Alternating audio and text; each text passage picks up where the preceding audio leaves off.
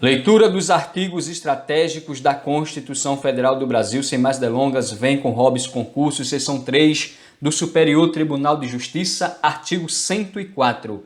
O Superior Tribunal de Justiça compõe-se de, no mínimo, 33 ministros. Guarde bem, o Superior Tribunal de Justiça compõe-se de, no mínimo, 33 ministros. Parágrafo único.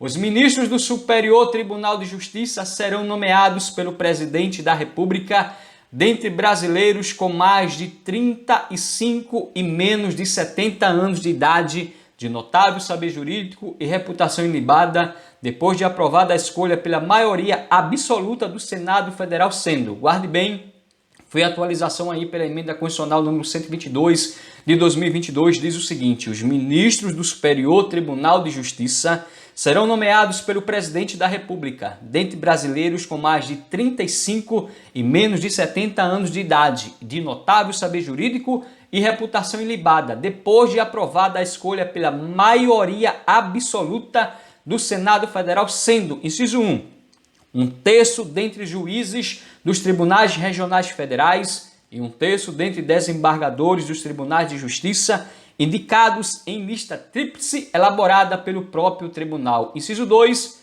um terço em partes iguais dentre advogados e membros do Ministério Público Federal, Estadual, do Distrito Federal e territórios alternadamente indicados na forma do artigo 94. Artigo 105, compete ao Superior Tribunal de Justiça, inciso 1, processar e julgar originariamente, a linha A, nos crimes comuns, os governadores dos estados e do Distrito Federal, e nestes e nos de responsabilidade, os desembargadores dos tribunais de justiça dos estados e do Distrito Federal, os membros dos tribunais de contas dos estados e do Distrito Federal, os dos tribunais regionais federais, dos tribunais regionais eleitorais e do trabalho, os membros dos conselhos ou tribunais de contas dos municípios e os do Ministério Público da União que oficiem perante tribunais.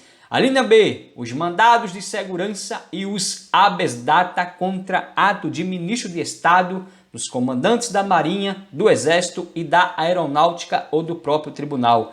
A linha C, o habeas corpus quando o coautor ou paciente for qualquer das pessoas mencionadas na linha A ou quando o coautor for tribunal sujeito à sua jurisdição, ministro de Estado ou comandante da Marinha, do Exército ou da Aeronáutica, ressalvada a competência da Justiça Eleitoral. A linha D, os conflitos de competência entre quaisquer tribunais, ressalvado o disposto no artigo 102, a linha L e O, bem como entre tribunais e juízes a ele não vinculados e entre juízes vinculados a tribunais diversos. A linha E, as revisões criminais e as ações rescisórias de seus julgados. A linha F, a reclamação para a preservação de sua competência e garantia da autoridade de suas decisões. G, os conflitos de atribuições entre autoridades administrativas e judiciárias da União ou entre autoridades judiciárias de um Estado e administrativas de outro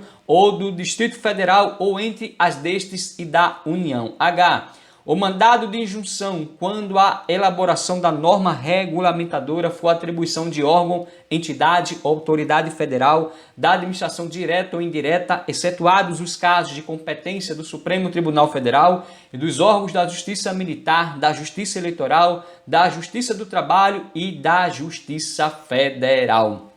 A linha I, a homologação de sentenças estrangeiras e a concessão de execução. 4. As cartas rogatórias. Então, guarde bem a linha aí, despenco nas provas, que diz a homologação de sentenças estrangeiras e a concessão de exequatur às cartas rogatórias. Inciso 2. Julgar em recurso ordinário. A linha A, o habeas corpus, decididos em única ou última instância pelos tribunais regionais federais ou pelos tribunais dos estados, do Distrito Federal e territórios, quando a decisão for denegatória. A linha B, os mandados de segurança decididos em única instância pelos tribunais regionais federais ou pelos tribunais dos estados, do Distrito Federal e territórios, quando denegatória a decisão. A linha C, as causas em que forem partes Estado estrangeiro ou organismo internacional de um lado e do outro município ou pessoa residente ou domiciliadas no país. Então guarde bem, julgar em recurso ordinário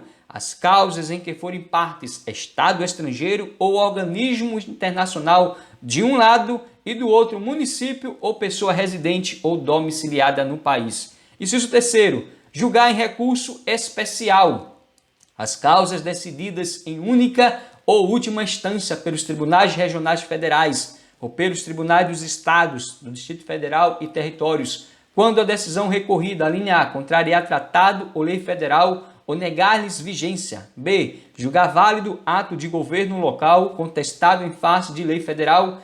E C, der à lei federal interpretação divergente daquele haja atribuído outro tribunal. Parágrafo 1º. Funcionarão junto ao Superior Tribunal de Justiça. Inciso 1.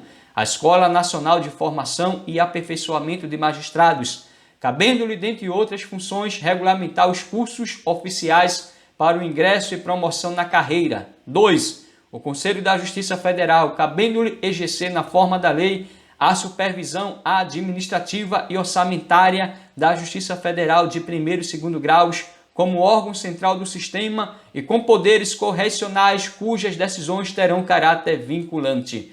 Parágrafo 2º. No recurso especial, o recorrente deve demonstrar a relevância das questões de direito federal infraconstitucional discutidas no caso nos termos da lei, a fim de que a admissão do recurso seja examinada pelo tribunal, o qual somente pode dele não conhecer com base nesse motivo pela manifestação de 2/3 dos membros do órgão competente para o julgamento. Então foi a atualização aí, emenda constitucional número 125 de 2022, estratégico, diz o seguinte: no recurso especial, o recorrente deve demonstrar a relevância das questões de direito federal infraconstitucional discutidas no caso nos termos da lei, a fim de que a admissão do recurso seja examinada pelo tribunal, o qual somente pode dele não conhecer com base nesse motivo pela manifestação de 2/3 dos membros do órgão competente para o julgamento. O parágrafo 3º também foi a atualização pela mesma emenda constitucional, diz o seguinte: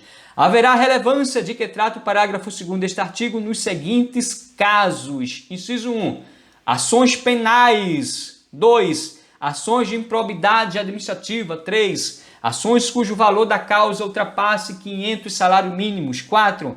Ações que possam gerar inelegibilidade. 5.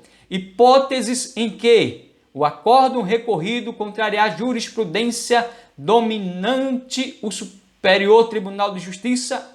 E 6. Outras hipóteses previstas em lei. Então, meu guerreiro e minha guerreira, tanto o parágrafo 2º como o parágrafo 3º foi tudo atualização pela emenda constitucional 125 de 2022, estratégico, que diz o seguinte: no recurso especial, o recorrente deve demonstrar a relevância das questões de direito federal e infraconstitucional discutidas no caso nos termos da lei, a fim de que a admissão do recurso seja examinada pelo tribunal, o qual somente pode dele não reconhecer com base nesse motivo pela manifestação de 2/3 dos membros do órgão competente para julgamento. Aí vem o parágrafo 3º, diz o seguinte: a relevância de que trata o parágrafo 2º deste artigo nos seguintes casos: 1. Ações penais, ações de improbidade administrativa, ações cujo valor da causa ultrapasse 500 salários mínimos, ações que possam gerar inelegibilidade, hipóteses em que o acórdão recorrido contrariar jurisprudência dominante o Superior Tribunal de Justiça e o inciso 6º, outras hipóteses previstas em lei. No próximo vídeo vamos continuar a nossa leitura dos artigos estratégicos da Constituição Federal do Brasil, que vai ser a seção 4 dos Tribunais Regionais Federais e dos Juízes Federais. Gostou desse vídeo? Se inscreve no canal, deixa o teu like, comenta, compartilha e até o próximo vídeo, querendo Deus, força e honra e amém.